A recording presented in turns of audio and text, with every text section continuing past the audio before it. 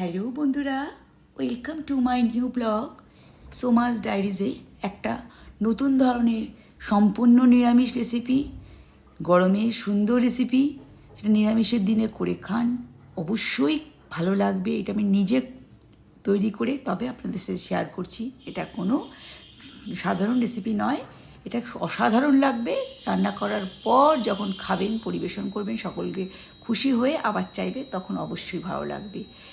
যেমন মেম্বার বাড়িতে সেরকম অনুযায়ী ঝিঙে নেবেন। আমি এখানে 2টো ঝিঙে নিয়েছিলাম তৈরি করবো বলে, কিন্তু দেখলাম একটা ঝিঙেতে আমার যথেষ্ট। আর কিছু আলু আমি আগে থেকেই স্টিমে একটু ডুমো ডুমো করে নুন দিয়ে সেদ্ধ করে রেখেছিলাম। ঝিঙেটাকে আমি চাকা চাকা করে কেটে নিলাম। ঝিঙেটা অবশ্যই টেস্ট করে দেখবেন।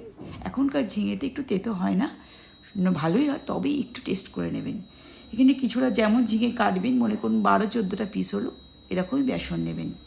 বেসনটার মধ্যে কালো জিরে, লাল লঙ্কা, সবুজ লঙ্কা দুটো মিশিয়ে দিয়েছি, সঙ্গে লবণ দিয়ে ভালোভাবে জল দিয়ে ফেটিয়ে নিলাম। বেশ কিছুক্ষণ সময় ধরে ফেটাবেন।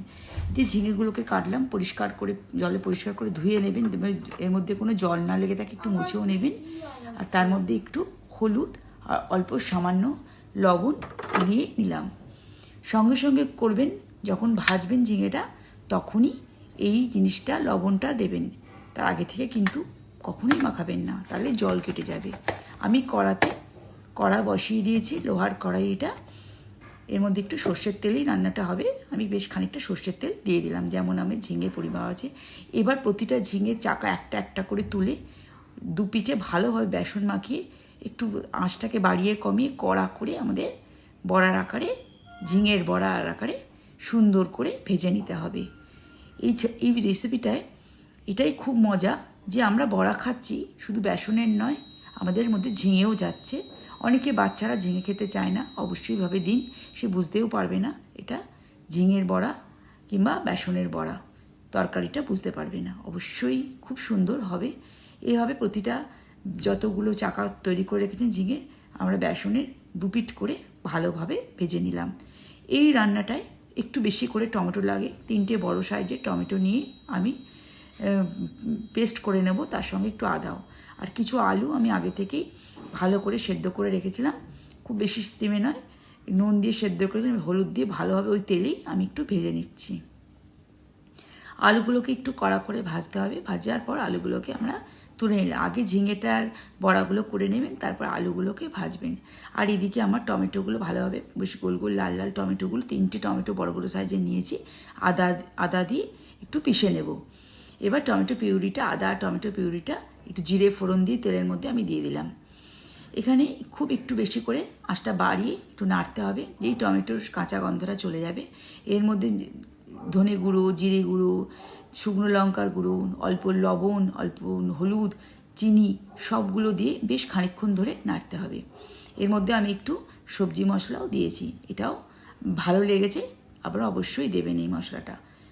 আর এখানে একটু জিরেটা সামান্য বেশি দিয়েছি ধনের থেকে, খুব ভালোভাবে, আর চিনিও একটু দিয়েছি। ভালোভাবে মশলাটাকে একটু কষিয়ে নিতে হবে। খুব ভালো করে কষিয়ে নেওয়ার পরে এখানে আমরা যে বড় আলুগুলোকে ভেজে রেখেছিলাম, আলুগুলোকে দিয়ে আর একটুখানি নাড়াচাড়া করে এখানে লবণটা স্বাদ মতন দেবেন, চিনিটা যে যেমন ভালোবাসে ওরকম দেবেন। অল্প একটু ভালোভাবে আঁচটাকে একটু বাড়িয়ে খুব ভালোভাবে কষিয়ে এর মধ্যে জল দিয়ে একটু ঢাকা দিয়ে আমাদের রাখতে হবে।